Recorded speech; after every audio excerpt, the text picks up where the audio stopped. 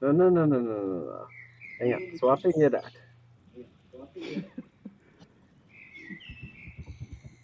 Probably we need some more of those, and then nobody can see anything.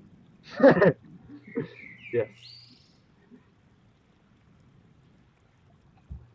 Oh. Hmm. That's interesting. Can you hear me? Yeah. Yeah.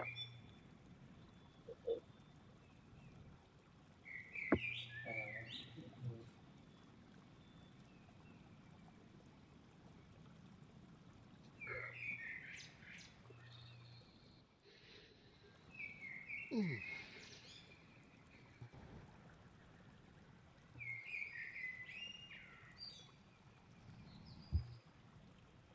Maybe they would be good for some people coming in. Yes. Probably. Oh, Mhm. Okay. Yeah.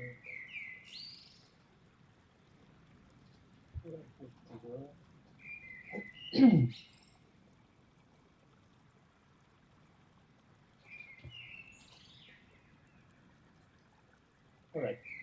Yeah, I think we're more usual suspects, so we can get started. Let me put it louder here. Yeah. Okay.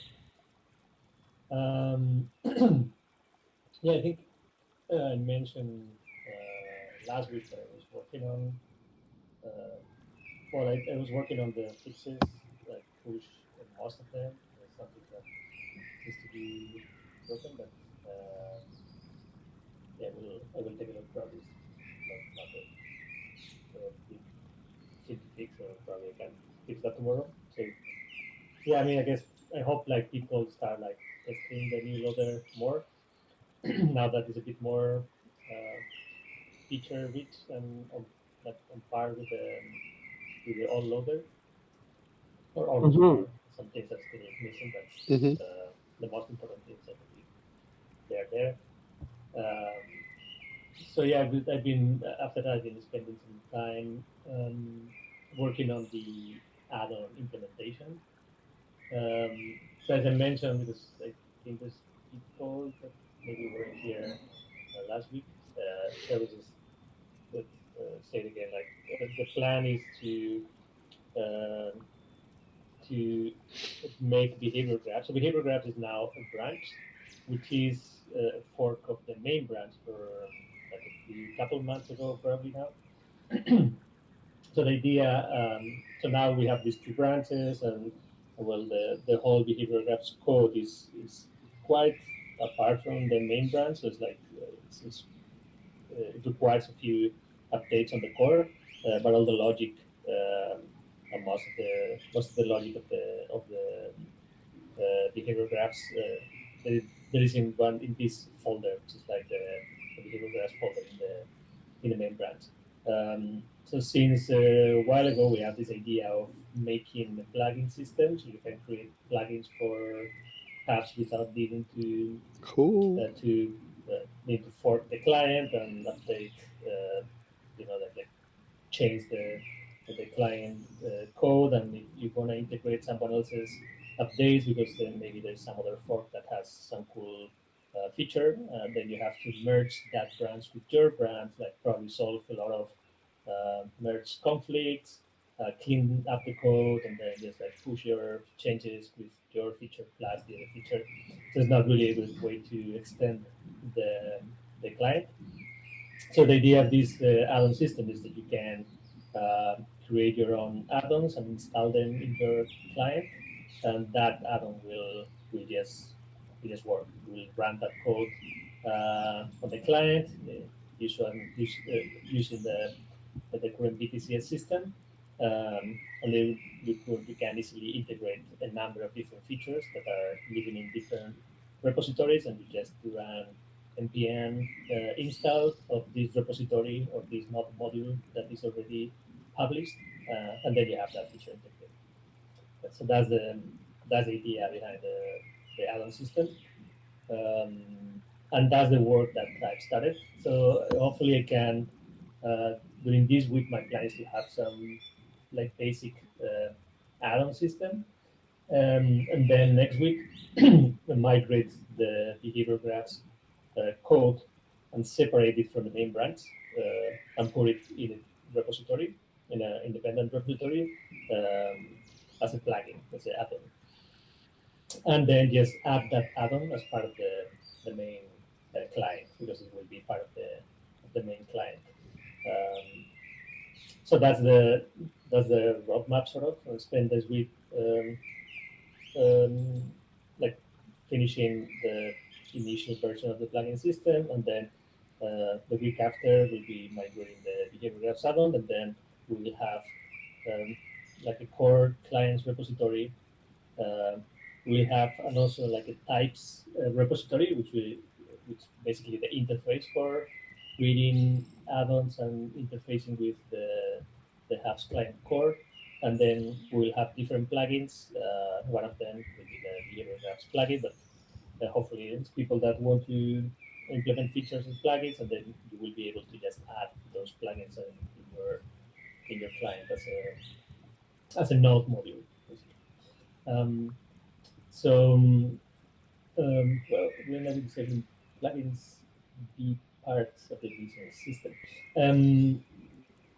The visual system is going to be just enable. I mean, you will install the plugin, and that plugin, if you add it to the configuration file, then that plugin will be enabled at runtime. So there won't be like a hot load or unload in this version yet. It's basically you add the plugin, and that plugin will be running as part of the client code from the moment you start the service. So that's probably at some point we'll add some option to enable disable plugins on the fly, because that's useful, as we comment last week. Or if you are an admin, then you can just go to your admin panel and click enable disable different plugins, and that will basically you will need to the client will need to reload itself, the same as we are now reloading if you enable disable the bit ECS loader. But then you will, after reloading, the client will have this new, well, these plugins enabled or disabled, but not for the initial version of the plugin system. This version is focused mostly on having plugins that we mostly want to have, so we don't need to worry about loading or unloading, and just get started with it, so people can start taking a look at it or creating things, and most importantly, just separating the core code from the behavior graphs add-on and having that as a separate repository. Very cool. So yeah, so that's and yeah, I can share a little bit. I mean, it's very early stages. I think I started yesterday, so it's not a lot, but I can share a little bit. Cool. So you can see what we have now. Let me find this is the screen. All right. It should be. Oh, no, I'm gonna go here. Remove the other one. All right. So this is. Well, what you see here is nothing new. So it's this DAG command that we have that just spawns a DAG, and then when it attacks a DAG, then it quacks. So that is one of these little components and systems that they have been around for a while, and they have been part of the apps client like core, and it doesn't really need to be part of the client core because it's just like such a small feature, so isolated that it's a good demo for a good starting point for creating an add-on. So the idea was like, I'm gonna start this add-on system, and I'm gonna start refactoring small things, the small bits that can easily be refactored. So hopefully people can take a look at that together with other like templates and sample add-ons and start from there. Um, and then of course the documentation is going to be another important part of that. But yeah, so for now, like what I did is so this feature um, for those familiar uh, with the client, um, those things were part of there was a tag, uh, the tag prefab here. There was registered as the initial prefabs said. Hmm. There was a tag, Hmm. um, yeah, the template for that tag, and there was a chat command that is registered, and it was part of the.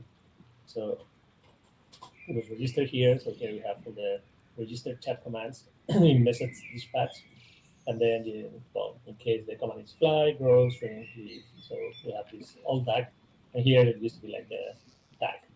Um, Hmm. so all that was part of the client code, and now for now I just separated them in this add-ons folder um, here, where I refactor the tag command and the cube command. Well, the cube command is this other command for spawning uh, a cube that has a media frame on top. So it's another like sample of Kind how of to a use the debug. prefabs. Yeah, so it's basically something that Dom added while he was working on the migration, so you could easily see how to add new things and how the whole system worked. But it was still part of the client code, and this just separates that. So the way it's separated, if you see at the DAC add-on, for example, so the whole DAC add-on is isolated here, and what is this component defined, the component parameters, the number of quacks that you will throw. Then an inflator, which is how you will create components based on the properties in the entity that you have defined. So here, this this component that you add to the entity when you define the entity, this is a component that gets inflated by the inflator. So this is the inflator for that.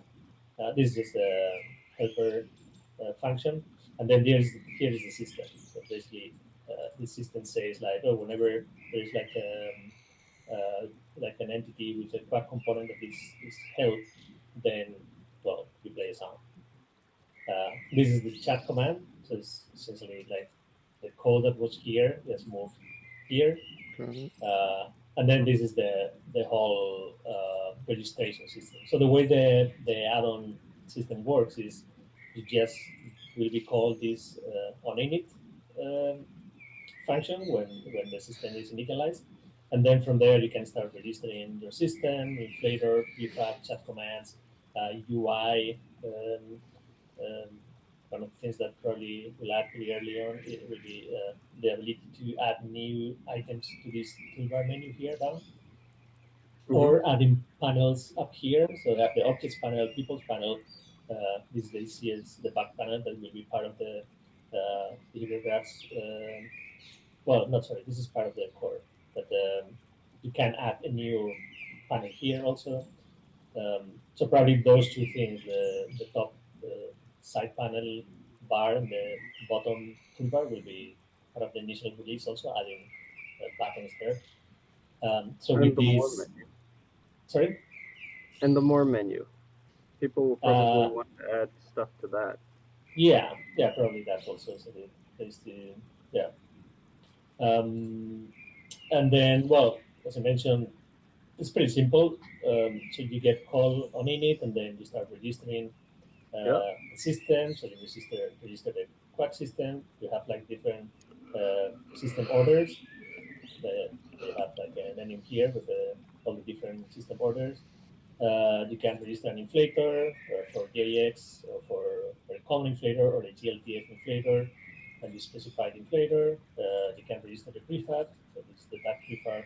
You can specify the permissions that that prefab is going to have, and then the template, and register tag command, which is like when it register the tag command, and then whenever somebody types that, then it will call this function here. So as you see, it's pretty. The API so far is pretty simple, and it lives now in Yeah. this Amex file. Looks good. They have like Quick question regarding systems. I seem to recall that some systems had to be registered in a specific order and depended on other systems. How is that going to work with the plugin system? Good question. Yeah, so the way it works now, I mean, it's not implemented yet, but the idea is you have these spots where you can inject the system. So in this segment, you can do it at setup time, pre-physics, post-physics, after matrix update, before render, after render, post-processing, and tear down. Yeah, actually, this is complicated. And tear down. And then what you can do here, tags, is you can go and specify an order. So you can specify one of those spots.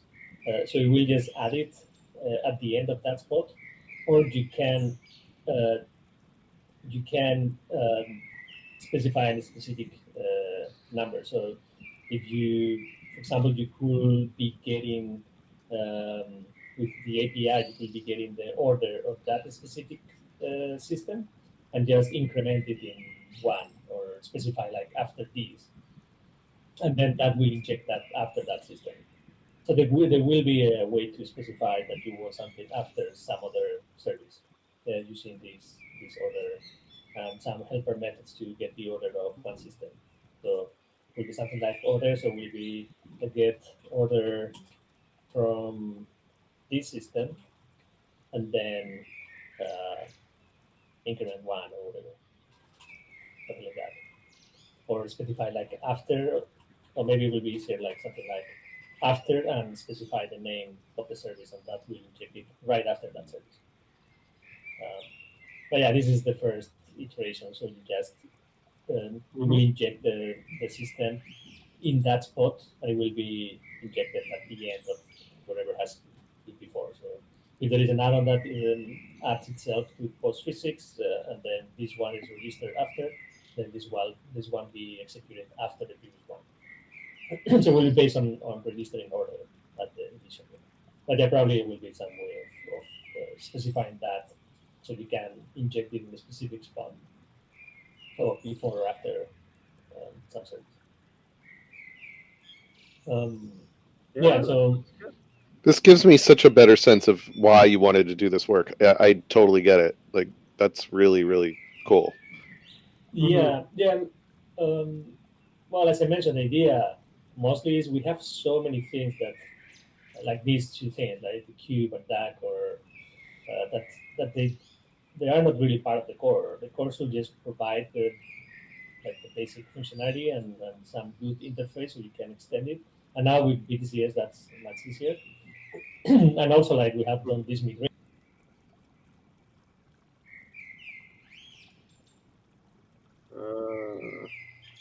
I think I lost Manuel. I just lost him. Yeah. Into screen share.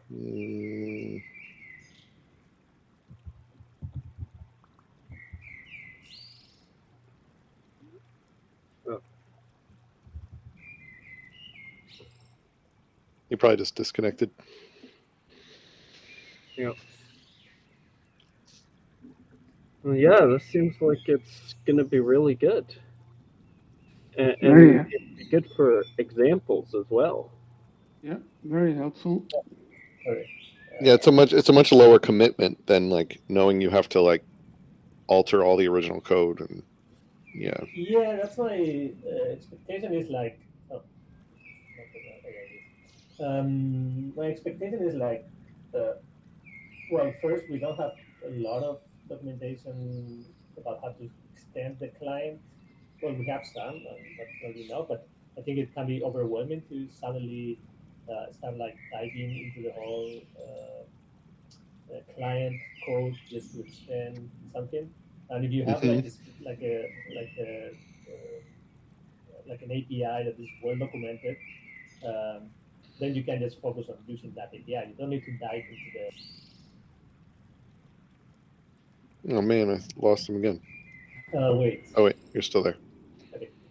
So you don't have to dive into the code and go over all the find the files where you need the method that you use from there, and then so I think it's much easier if you just have an API with a good documentation, and then you can just take a look at different examples of add-ons and just like start from there. I think it's less overwhelming and probably easier for people, and well, it's more like what people are familiar to, like having an API and extending through an API, not having to just take the whole code and change it, and mostly also because of what I mentioned at the beginning, it doesn't. If you wanna extend the client, uh, probably you want to reuse parts of code from other people, Hmm. Right.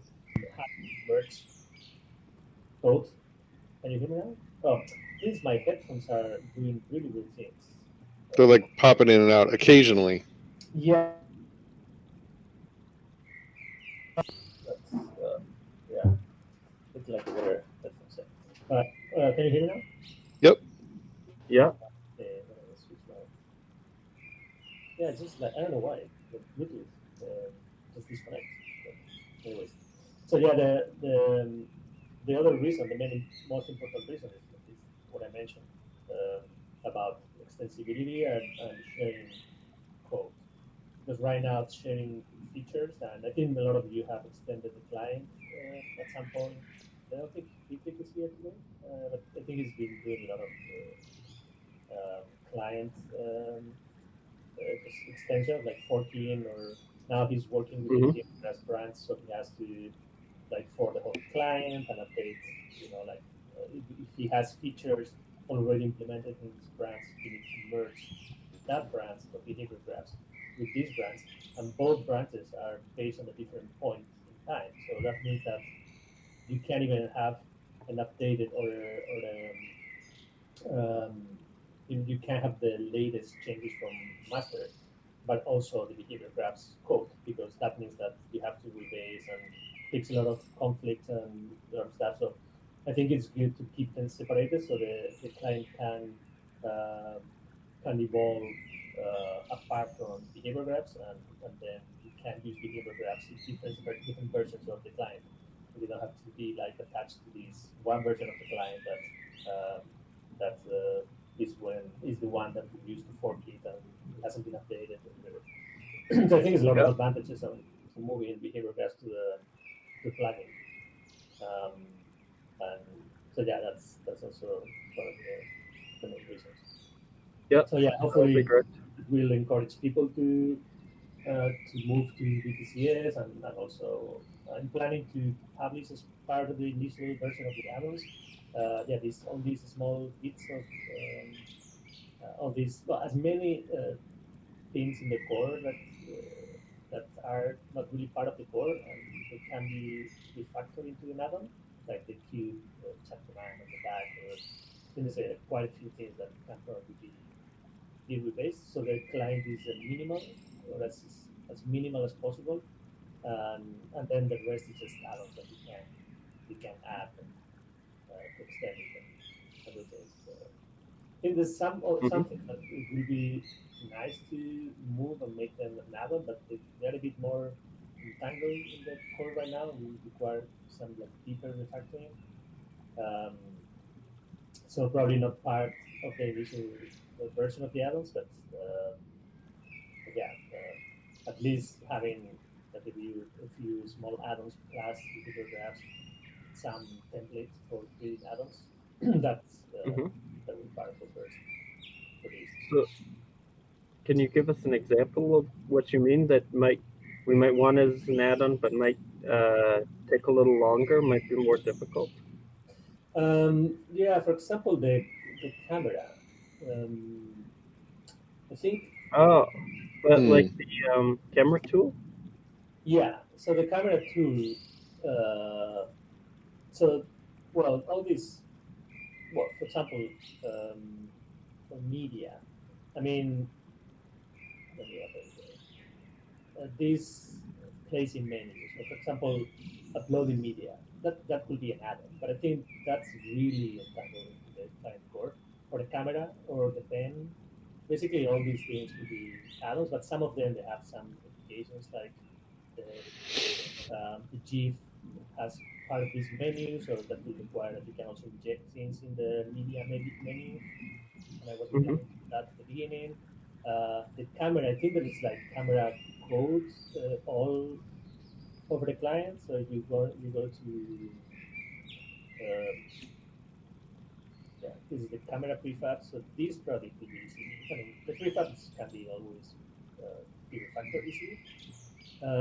But then if you look to the camera prefab code, so you have the camera, yeah, have the camera tool. I don't know.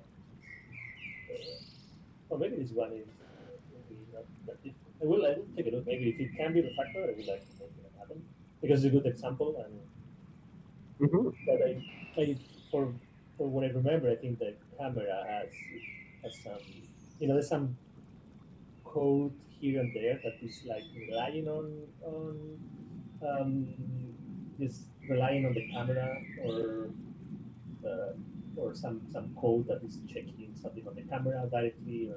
So yeah, I will need to check, but if it can be an add-on, that would be another great add-on. Reactions, for example, that can be an add-on also. Okay. Because basically the only thing that it does is has this panel and then it spawns these models. Mm-hmm. So you don't really need that should be completely isolated from the client core. So you just use the client core to do the things Yeah. like connect where the avatar is, and then spawn that there and create like a well, basically like everything that we have to be done with that. Um, so so yeah, probably as initially not a lot of the things, but maybe a couple things. Start refactoring them as add-ons. But yeah, they wouldn't spend also a lot of time just refactoring everything as an add-on, just as an initial thing, and just went Right. deep Yeah. enough with examples of the And of the things that can be made, and then just let them like explore and create their own. Yeah, I was gonna just show like this the methods of the so far for the string prefab, the network schema that you need in case you wanna the object to be replicated. So it's pretty simple so far. Um, and then yeah, the add-ons are also well, what you said. Basically, these two add-ons is like the cube is the same register prefab. It has a template. This template is network and it has a network transform component, so it will just be replicated across clients and it will just update this transform as you move it as like also requestable.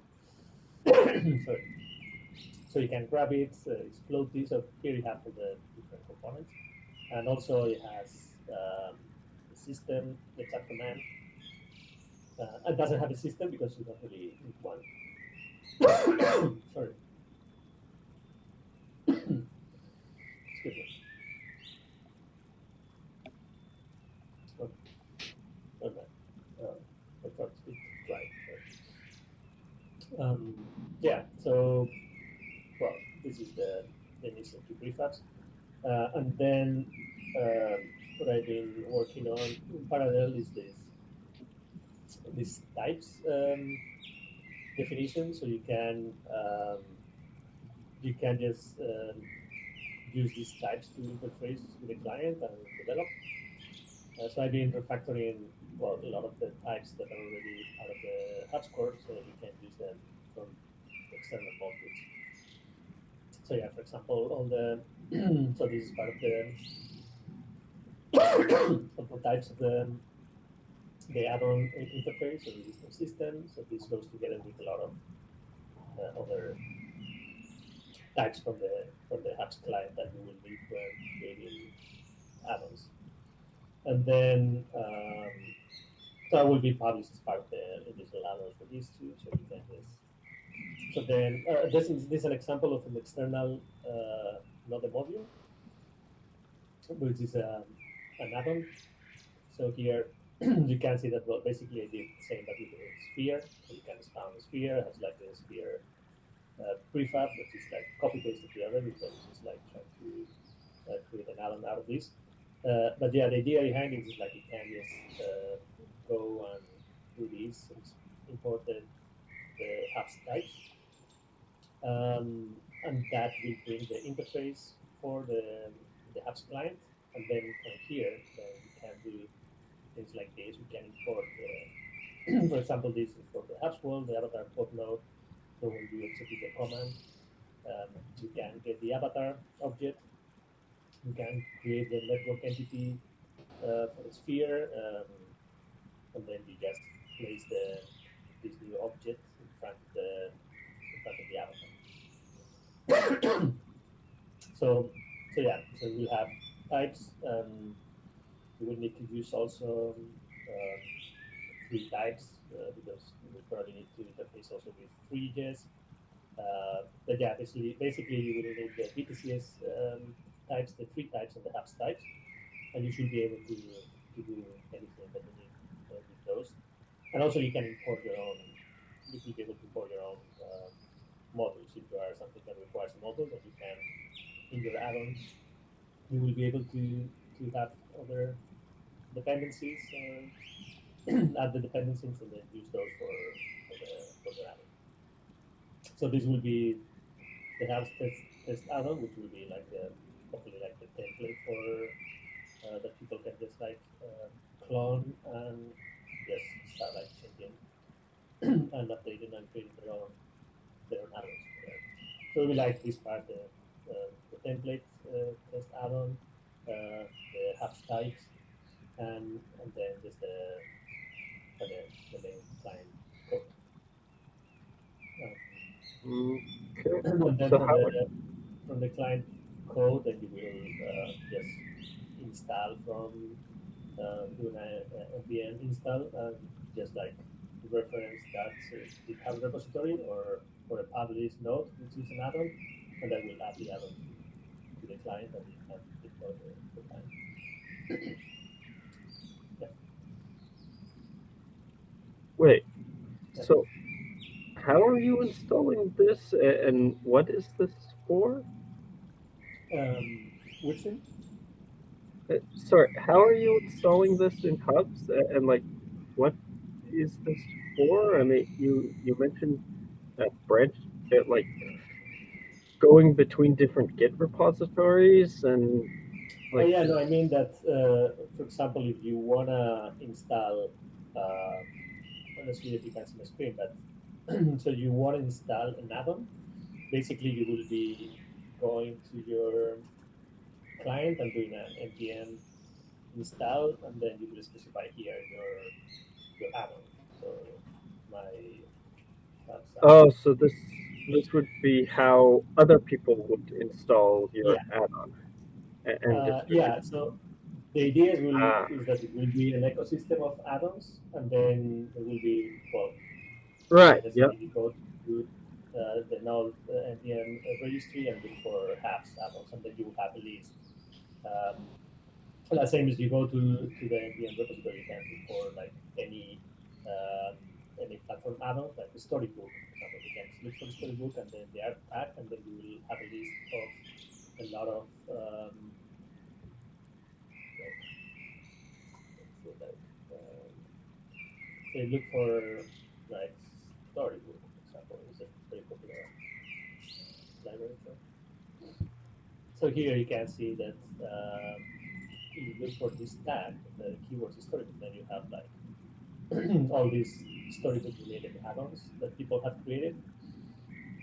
Some of them may be official, some of them there are people that have so you have the types that will similar to what we will have, the apps types. They have the manager API, add-on actions, channels, whatever. So this is all add-ons that you can plug in to Storybook to extend it. So basically, it will be something similar that we will just go here, at least initially, for initial version. Ideally, this will have a better interface, but I mean, initial version will be will be just looking for add-ons or people sharing add-ons, in the Discord channel and saying, "Oh, I have created this add-on. Here's the node name or the npm registry name, or this is the URL for the GitHub repository or any other plugin Git-based repository." And then once you have the name, then you can just go to your client and do like, okay, I'm gonna install it like using npm install and the name of the add-on. And this will look in the registry, install the add-on locally, and that add-on will be loaded as runtime. So pretty much the way you do it for most of any other systems that support add-ons in the system. Yeah. Except other Mozilla products, they have their own sort of kind of add-on store that they use, which actually Blender is basing their new extensions platform off of. So, any reason why you're not integrating with one of them, like the Firefox or Thunderbird add-ons? You mean like Firefox browser add-on? Yeah. Oh, well, that's a different add-on. um,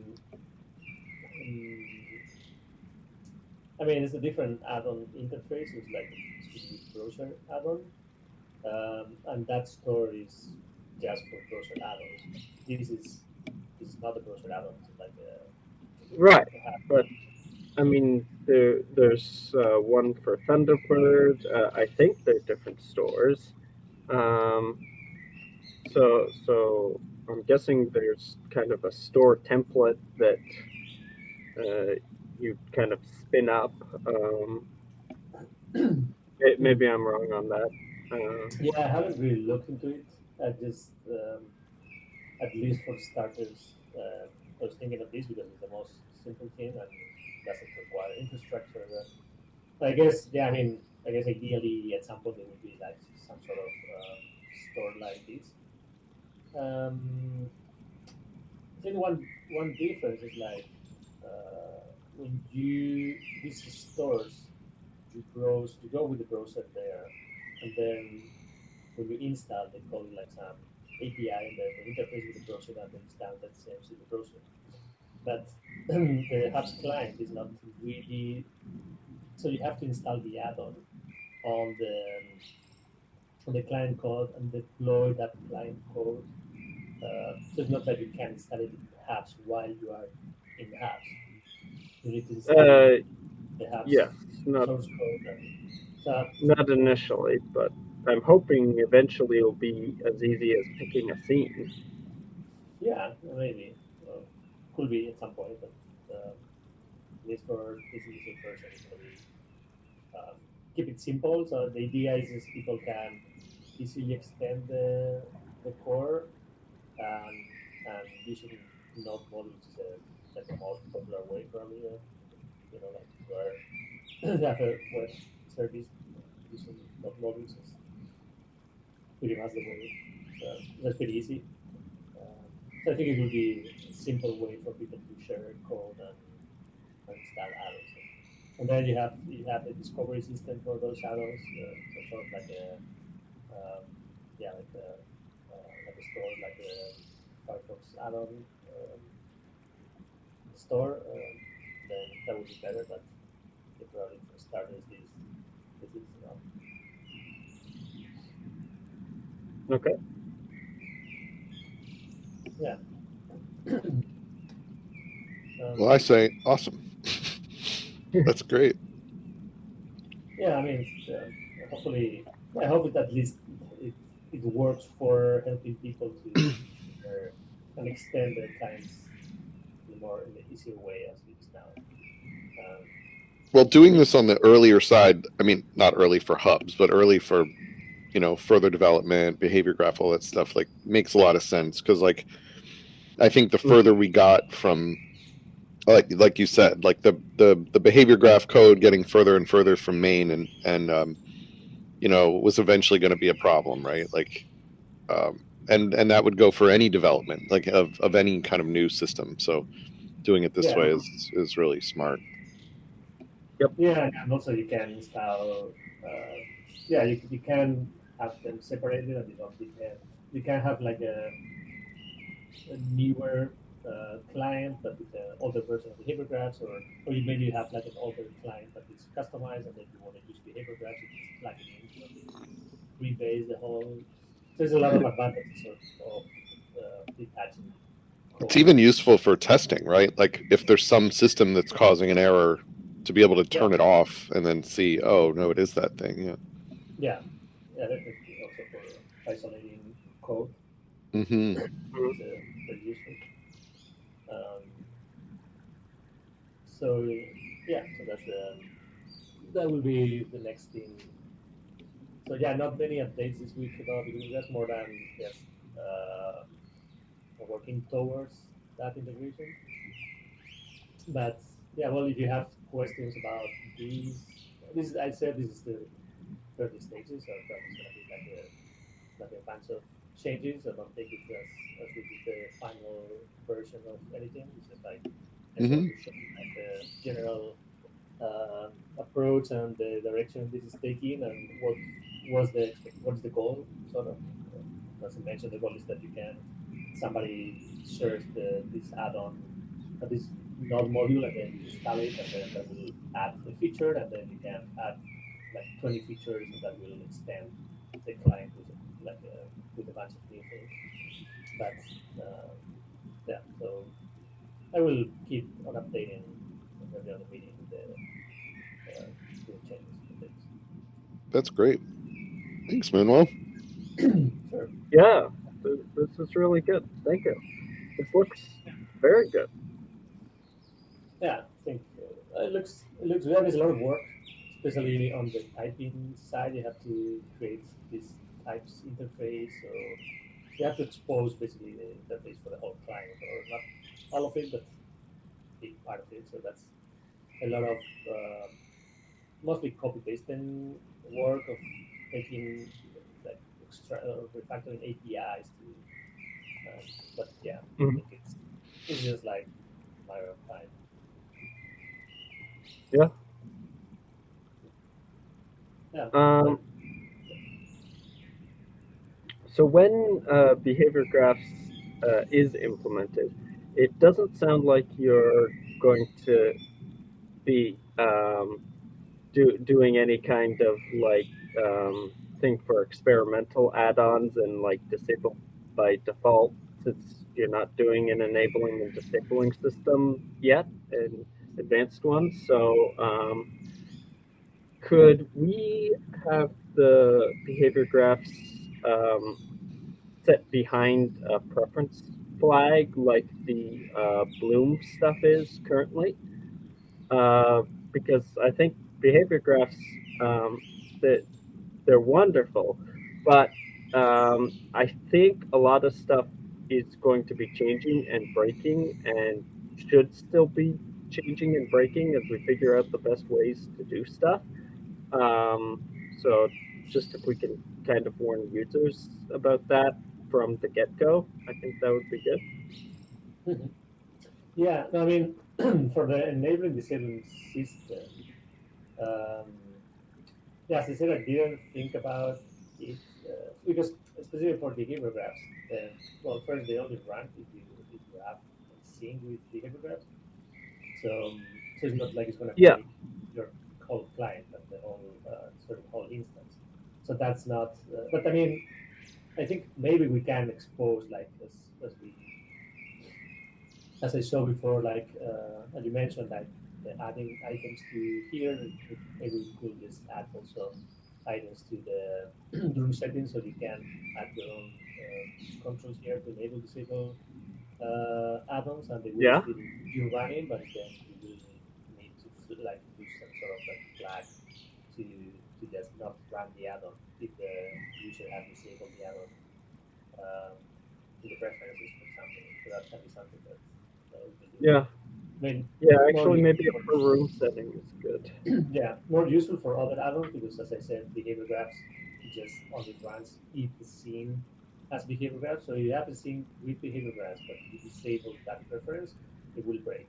And if you so it doesn't really give you a lot, um, it's Well, I more like mean, same kind of thing with the experimental Bloom support. It just makes it very clear to users that it's still a work in progress, oh, you and mean they in know the what sense to of expect.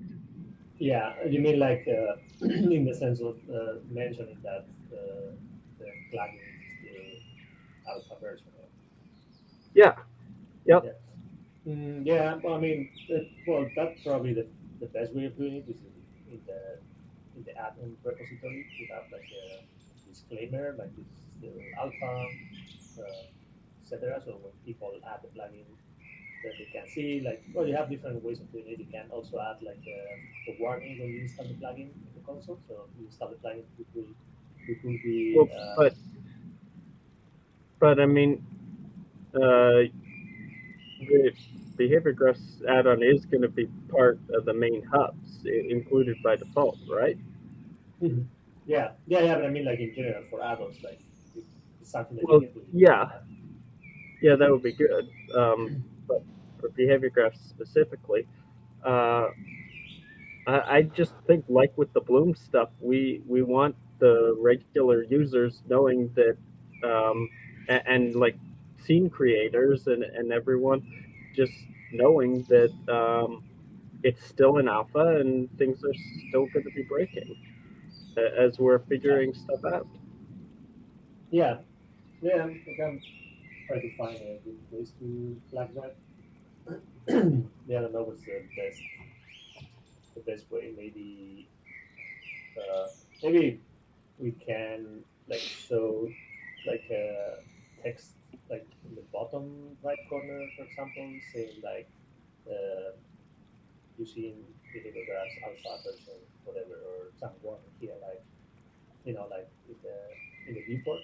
I mean, Like, or yeah, oh, I mean, because if we want something that is really, really, really shows, then that can be an option. Or because I don't really know where.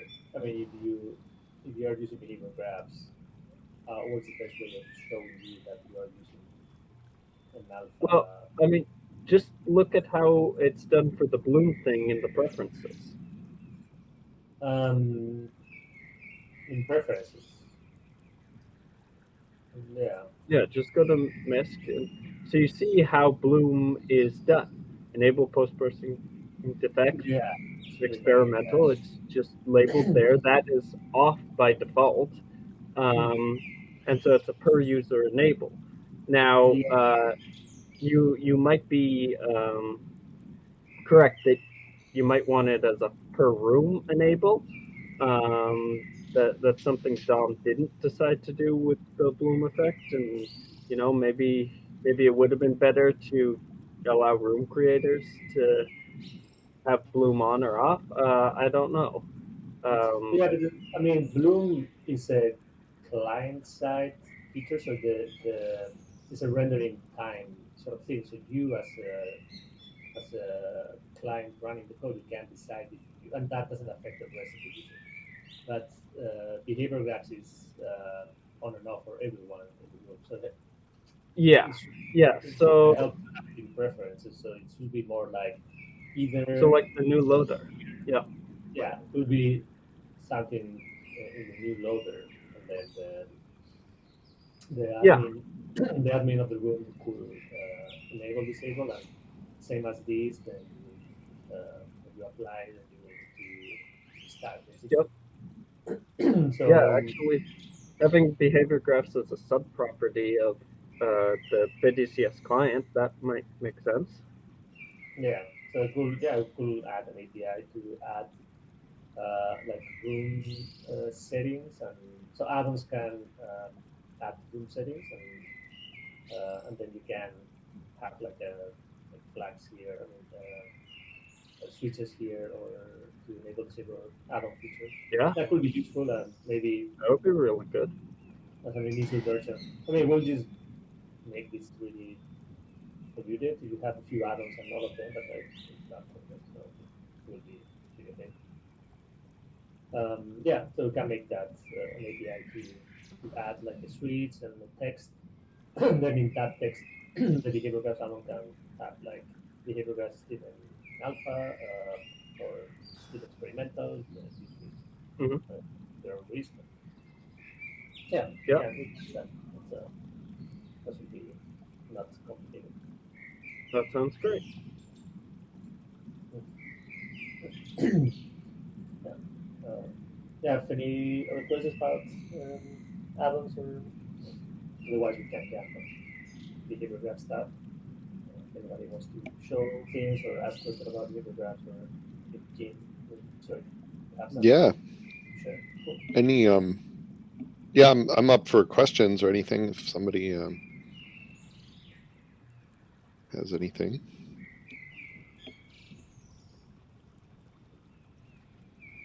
All right. Well, have you done anything new lately? Like, Yeah, do you have any? actually, um, I have been. I'm actually working on one right now. I was sort of challenged by Professor Gary, who's working on some stuff for one of his classes where they're doing some interactions around accessibility, which is sort of his big thing. And previously, they had done some where they simulated what it's like to have certain impairments, like visual impairment and things like that. It's really cool. Um, the one he's doing now, I think, involves like using common everyday things like ATMs and interfaces and things like that. So um, he was asking about a behavior graph thing that I had made weeks ago, which was like or maybe months ago at this point, which was a keypad safe where you could enter a keypad and then it would unlock, or you could enter a new code and lock it again. Um, Hmm. and I had done that, and he wanted to see it. And then when I went to go look at it, it was like a total mess. And I realized that there were a couple things happening. One, it had been a while, and so there were a bunch of new things that came out in Behavior Graph that I didn't employ that would have made it better. And then two was just my own knowledge. When I started, I had no idea how to do it, and so I kind of made it up as I went along, which is how I work anyway, and what I Hmm. still do. But yeah, there was just a lot of sort of messy code, so to speak, messy graphs. So I updated it, and this one I'll probably release in the examples as well. But I can share my screen just so you can see. Um, I'll do full screen. There's also sound on this one, which is uh, Cool. cool, but you won't hear it. But Uh, yeah, if you guys want to move that wherever you want. Well, basically, it's a very big safe compared to the Avatar. But this essentially works like I did before. There's a animated door that wants to play its animation when the when the keypad's correct and all that. So I set up all this stuff sort of ahead of time as really basic stuff, and then later came back and made it look nice. But when I'm just starting out with the interaction, I really just get the basic functionality there.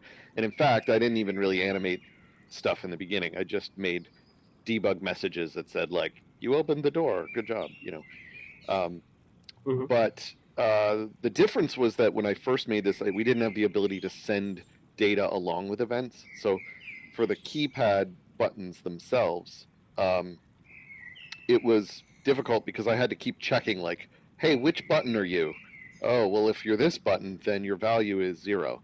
If you're this button, your value is 1. Like that sort of thing. Whereas now I can just say like, hey, a key got pressed, and here's which one it was. Which makes a big difference. Now, in the end, my graph ended up getting pretty enormous anyway. But that's not really because of super complexity. It's really just a matter of like there were a lot of edge cases. Like what happens if somebody opens the door when they've only put in half a lock code, or like what happens if somebody hits reset while the door is open. I had to make all these sort of just like with any programming, there's always like the edge cases